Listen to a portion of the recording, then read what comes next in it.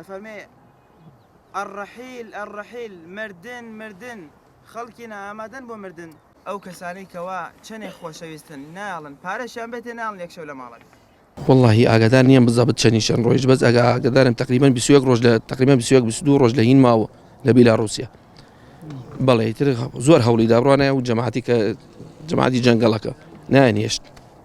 ئیتر هاتۆ تەلەفۆنی کرد بۆ باوکی وتی قاچاقچی ئەگرم پارەم بۆ بخوێن باوکیشی وتی باشە بەسەر چاو پارەکەی بۆ خەواند و ئەوە بووی تر کاتی لە کاتی تەلبڕینەکە و غازی فرمێسکرژیان کردە ناو چاوێنەوە لە چاو دڕینەوە و 4 کیلۆمتر دوور کەوتووە لە جەماعەتەکەی خۆی کە چاوی دڕیوە جەماعەتی تری خەڵکی سێساقی دۆزیوە لەگەڵ ئەوانە وەڵی سەرما بوو بەڵێ گوچیلەکانی لەدەستدا وەڵا لێرە ماوەیە دوکاندار بوو لە سلێمانی لە ئیشێکرد دوکاندار وەکو دوکانەکەنی خۆی نەبوو ئیشێکردیای ئەتر بە ئەمە وەکو هینێ بۆم خەڵکە و واز لەم کۆچە بێن وەکو ئاگادارکەرەوەی بی والله هیچ نازان نەبەخوا چارەسەر نی نەوەڵ هاوەسانی خوا ABC ئەمە ڕۆژێ 15 مردو ڕۆژێ 10 مردو نەوەڵا چارەسەر نی. کاکە بەختیار وەکو هەموو گەنجێکی ئەم وڵاتە